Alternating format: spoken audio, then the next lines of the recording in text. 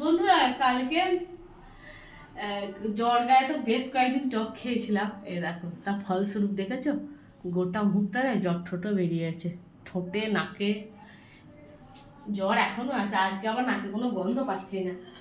আর আজকে রে জল খাবারে দেখো আলোর চালের ভাত করেছি। আলো চালের ভাত তো আমরা খাই না নয়, বিয়ের আগে খুব খেতাম, যেহেতু আমাদের ব্রাহ্মণ বাড়ি ছিলাম তো পুজোয় চাল পেতাম, আমাদের তখন খুব আলো চালের ভাত খাওয়া হয়েছে, এখন আর খাই না। কালকে ওই গ্রোসারির ওইখানগুলো বাগা থেকে বললাম না পোকা ধরে গেছে কয়েকটা, তো আলো চালটায় পোকা ধরে গিয়েছিল, তো ধুয়ে নিয়েছি, ধুয়ে পরিষ্কার করে ভাত করে নিয়েছি। আর আলো চালের ভাতেতে একটুখানি নুন আর ঘি না হলে কি আর ভালো লাগে বলো? সেদ্ধ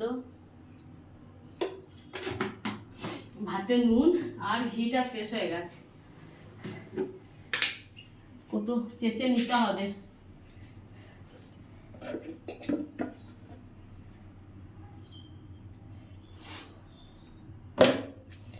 তো তোমরা কে কে আলো চালের ভাত খেতে ভালোবাসো? আলো চালের ভাত কিন্তু খুব পেট ভরা রাখে। তো যাই হোক, এখন খাবো, তারপরে রান্না বান্না করবো।